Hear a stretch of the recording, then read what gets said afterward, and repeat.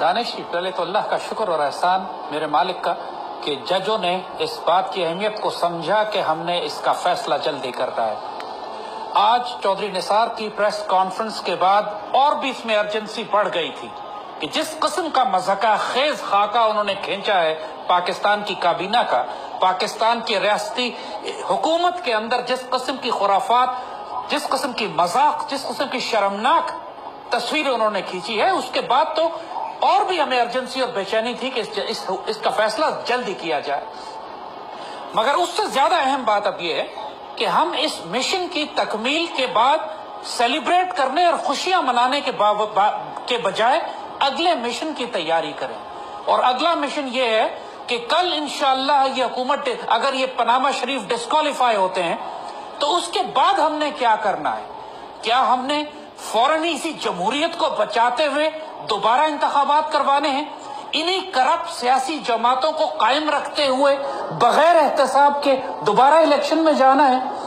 جب چودھری نثار جو باتیں بتا رہے ہیں پچھلے 30-35 سال کہتے ہیں میں نے رفاقت کی، اس میں ان کا اقرار جرم بھی ہے۔ جو ساری خیانت نواز شریف نے، جو سارے جرم اور جرائم پی ایم ایل اے نے ان کے خاندان نے کیے، یہ اس کے عینی گواہ بھی ہیں۔ اور اگر حقیقت پوچھتے ہیں تو کل دربار نبوی میں جب دربار میں حساب لگا ہوگا، احتساب ہوگا، عدالت لگے گی، تو وہاں پہ یہ اپنی صفائی اس طرح پیش نہیں کر سکیں گے جیسی آج انہوں نے پریس کانفرنس میں کی۔ یہ ان تمام گناہوں کے برابر کے شریک ہیں۔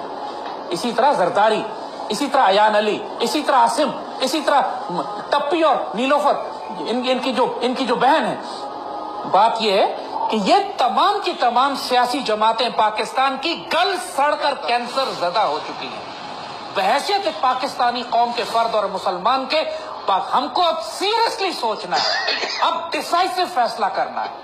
آپ نے دیکھ لیا کہ یہ 62 اور 63 کو ختم کرنے کی بات کر رہے ہیں، اس سے کراچی اور سندھ میں انہوں نے نیب کو ختم کرنے کی بات کر دی۔ یہ ڈاکو اور ڈکیت ہیں، اب ان کو نہیں برداشت کیا جا سکتا۔ اگر انہوں نے اسی نظام کو چلانے کی بات کی گئی تو پھر ہم خود بغاوت کریں گے اس کے خلاف، چاہے سڑک پہ نکلنا پڑے، چاہے ان کے خلاف جا کے لڑنا پڑے، لیکن اس نظام کو اب ان سیاسی جماعتوں کو، ان کرپٹ حکمرانوں کو اب نہ قوم قبول کرے گی، نہ سپریم کورٹ کو کرنا چاہیے، نہ پاک فوج کو۔ اب نیا نظام، نیا طریقہ کار، نئی قوم، نئی قیادت۔ That's it. ٹھیک ہے زید حامد صاحب، میں ناظرین ایک بریک۔ اور زید حامد صاحب، پریس کانفرنس بہت امپورٹنٹ ہے۔ جس طرح میں نے چند سوالات اٹھائے کہ ایک طرف انہوں نے یہ کہا کہ میں وزارت چھوڑ رہا ہوں، چاہے فیصلہ رائٹ ہو لیفٹ ہو، میں سیاست چھوڑ رہا ہوں، تو لگتا یہ ہے کہ انہوں نے بہت سخت میسج دیا ہے مسلم لیگ نون کے اندر جو مخلص کارکن ہیں، جو مخلص لیڈرز ہیں، جو محب وطن لیڈرز ہیں۔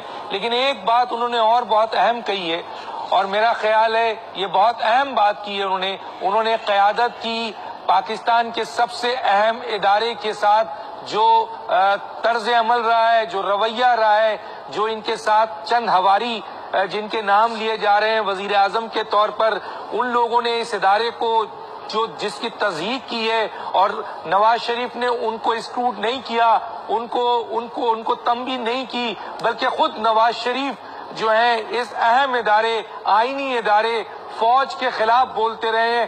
تو اس وقت چودھری نثار نے اس چیز کی بھی نشاندہی کی، آپ کیا کہیں گے سر؟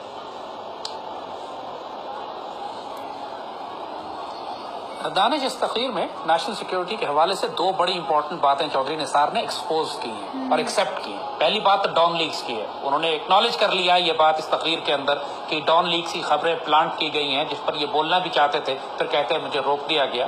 سو ڈان لیکس کنفرم ہو گئی کہ یہ پاکستان کی کابینہ کے اندر، پاکستان کی سیاسی جماعت کے اندر یہ جو غداری کی گئی تھی، پاکستان آرمی پر حملے کیے گئے تھے، یہ ڈیلیبریٹ تھی، پلانٹڈ تھی، اور جان بوجھ کر اس پر کوئی ایکشن نہیں لیا گیا۔ دوسری بات جو اس نے کہی، انہوں نے یہ کہی کہ پاکستان اس وقت چاروں طرف ہماری بربادی کے سامان کر لیے گئے ہیں، اور یہ اتنے بڑے بڑے خطرات ہیں کہ جس کا علم صرف فوج میں 2 افراد کو ہے اور 2 سول افراد کو ہے۔ ظاہر ہے 2 افراد سول فوجی جن کا یہ ذکر کر رہے ہیں وہ آرمی چیف اور DGI ہیں، اور سول میں یہ خود ہوں گے اور وزیر اعظم کا ذکر کر رہے ہیں۔ لیکن سوال یہ ہے کہ ہم کو تو معلوم ہے کہ ملک میں کیا خطرات ہیں۔ 4th اور 5th جنریشن وار تو پچھلے 17 برس سے چل رہی ہے، تو یہ کون سے نئے خطرات کی بات کر رہے ہیں؟ یہ وہ بات ہے جس پر قوم کو سوچنا ہے۔ نواز شریف ایگزسٹنشل کرائسس میں تھا، ان کی حکومت ڈوب رہی ہے، یہ 2 دن کے لیے مالدیو کیوں گئے؟ یہ سوال پوری قوم ذرا سوچے اس بات کو۔ मालदीव एक बहुत बड़ा इंडियन बेस है, जहां पे जाके इन्होंने पाकिस्तान की रियासत, हुकूमत, फौज, आईएसआई से छुप कर क्या मुलाकातें की, किससे मुलाकातें की? ऐसा कौन सा बड़ा अहम था मालदीव जाना इनका कि ये खुफिया तौर पर ये मालदीव चले गए? पूरी दुनिया के दौरे तो इनके कैंसिल हो चुके हैं, कोई इनको बुला नहीं रहा, ये खुद भी नहीं जा रहे, मालदीव क्यों गए? बात यह है कि चौधरी निसार किस खतरे की तरफ इशारा कर रहे थे। बात सिर्फ रमजान शुगर मिल्स की नहीं है, बात सिर्फ ये नहीं है कि कुलभूषण यादव पे ये बात नहीं करते थे, बात यह है कि खुद इंडियन रॉ एक्सेप्ट कर चुकी है कि ये हमारा एसेट है, ये हमारा आदमी है, हमने पाकिस्तान की रियासत में बिठाया हुआ है। और ये बात कोई अनहोनी नहीं है। मुजीबुर रहमान भी पहले शेख पाकिस्तान की सबसे बड़ी सियासी जमात का सरबराह था, वो रॉ का एजेंट था, उसको इलेक्शन में हिस्सा दिया गया और उसने मुल्क तोड़कर अलग कर दिया। आज अल्ताफ हुसैन की रिकॉर्डिंग्स कल परसों रेंजर्स ने निकाल दी हैं। किसको नहीं पता कि एमक्यूएम कराची और एमक्यूएम लंदन एक ही है, उसके बावजूद ये सियासी निजाम इनको एक्सेप्ट कर रहा है पाकिस्तान की सियासी जमात के तौर पर। हम क्यों खुदकुशी करना चाहते हैं? हमारा दिमाग खराब हो चुका है क्या? हम पागल हो चुके हैं कि हम इस निजाम को चलाना चाहते हैं जिस निजाम में सारी सियासी जमातें गद्दार हैं?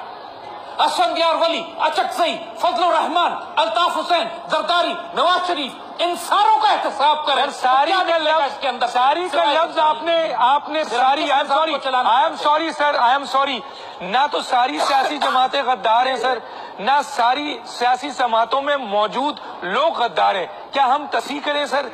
क्या आप पूरी की पूरी मुत्तहिदा कौमी मूवमेंट को गद्दार कहेंगे? क्या पीएमएलएन के पूरे लोगों को गद्दार कहेंगे? क्या पीपल्स पार्टी के पूरे लोगों को गद्दार वाले मौजूद है? लेकिन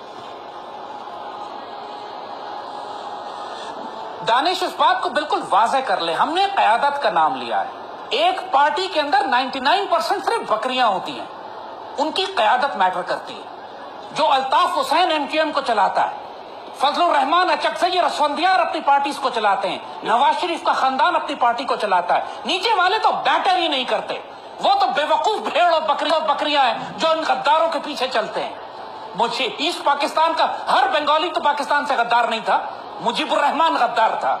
बात यह है कि जो कंट्रोल करता है, पॉलिसीज बनाता है, हम उसकी बात कर रहे हैं। और यही लोग इस वक्त, अल्ताफ हुसैन लंदन में बैठा हुआ है, पूरा सिंध कराची कंट्रोल करता है, उसकी वीडियो ऑडियो टेप सामने आ गई है जिसमें मुबारकबादें देता है अपने कातलों को। क्या फिर भी हम एमक्यूएम को एक सियासी जमात तस्लीम करेंगे? इस पर गौर कीजिए। वही बात हमने कही, हमारा क्या दिमाग खराब हो चुका है? हम पर अल्लाह की लानत है क्या कि हम फिर भी इसी निजाम को चलाने की बात करते हैं? इन सारी सियासी जमातों का एहतसाब करें, इनकी क़यादत में एक भी नहीं बचेगा। सारी क़यादत कत्ल कर दें, शरीयत के मुताबिक, कानून के मुताबिक, फिर जो बच्चे फिर आगे बात करेंगे कि इंतखाबात करें या न करें। पहले ये काम करें, एहतसाब के बगैर कोई इंतखाब नहीं हो सकता। ठीक है, एहतसाब शुरू हो गया है सर। मैं आऊंगा, मेरे पास अमित साहब, आपके पास 2 मिनट है, क्या बोलेंगे सर, क्या पैगाम देंगे? दानिश, 2 बातें, 2 वार्निंग्स। पहली बात तो यह है कि नेशनल अकाउंटेबिलिटी ब्यूरो का ध्यान करें। अब ये केस वहां जाएगा, और ये जिस तरह नेशनल अकाउंटेबिलिटी ब्यूरो के बारे में पहले कहा जा चुका है कि एक मुर्दा इदारा है, वहां पर जाकर ये अब इस बॉटल नेक में अपने केस को रोकने की कोशिश करेंगे। डिस्क्वालीफाई तो ये हो जाएंगे सुप्रीम कोर्ट से, लेकिन जो आगे क्रिमिनल इनके ऊपर कन्विक्शन है, जो सजा दी जाएगी, उसके लिए कोई सेशन कोर्ट या अकाउंटेबिलिटी कोर्ट में जाना है केस ने, और मोस्ट प्रॉब्ली ये नैब में जाएगा। लिहाजा अभी जंग खत्म नहीं हुई है, ये पूरा जोर लगा देंगे नैब में रिकॉर्ड गायब करने का, अदालतों को खरीदने का, नैब पे दबाव डालने का। लिहाजा इनको हुकूमत में, जब तक के पीएमएलएन हुकूमत में रहेगी, इनके खिलाफ कोई केस प्रॉपरली किसी नैब के सेशन कोर्ट में नहीं चल सकेगा। लिहाजा इस पर बी केयरफुल। और दूसरी बात ये कि पाकिस्तान को हम फिर बार बार रिवाइंड कर रहे हैं कि अब ये पॉलिटिकल पार्लियामेंट्री डेमोक्रेसी हमें खत्म करनी पड़ेगी। We will have to go for a new political model, probably presidential model. इसके अलावा और कोई ऑप्शन नहीं है। ठीक है, 2 बात कहता हुआ चलूं नाज़रीन, इख्तिताम